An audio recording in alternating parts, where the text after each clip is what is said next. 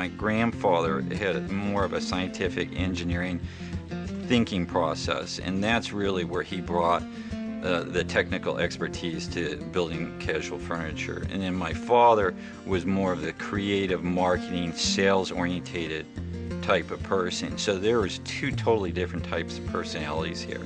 And I think that's really what made the company take off early on. He really didn't focus as much on the manufacturing and the production side of things, because I think that was already pretty solidly in place by the time he joined his father in the mid-60s. His father focused more on the steak, so to speak. Jim really focused on the sizzle. And when I think of Jim, I think of this tremendously creative mind, almost a hyperactive creative mind. And he just loved the furniture business because he could express all that creativity through furniture and through the fashion that he brought to the industry. When he came on board, there was a natural trend to bring more indoor looks outdoors through the materials that were being used at the time. And then also he started using new materials when we started going from strap furniture to cushion furniture to sling furniture. Tropitone introduced the first powder coatings in the industry in 1968, and it was a collaboration between Jim and his father.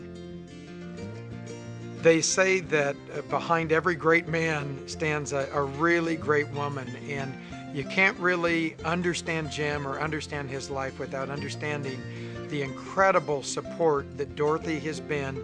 My title was Director of Advertising, and I learned a lot, and I loved it. I just loved it, and I liked the ambiance. And it was, people would say, well, how can you spend 24 hours a day with your husband?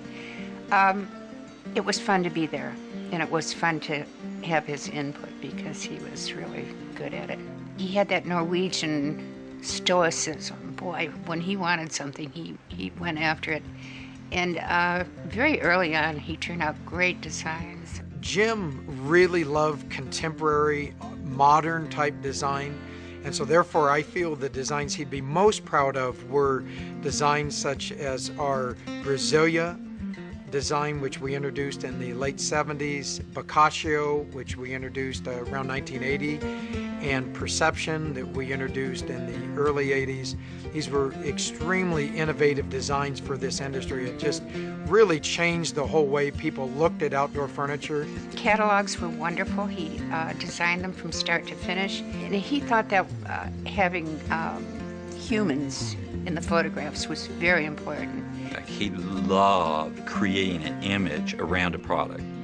He really brought interior design to the outdoors by focusing on the coatings and the finishings and the fabrics and the actual design of the furniture.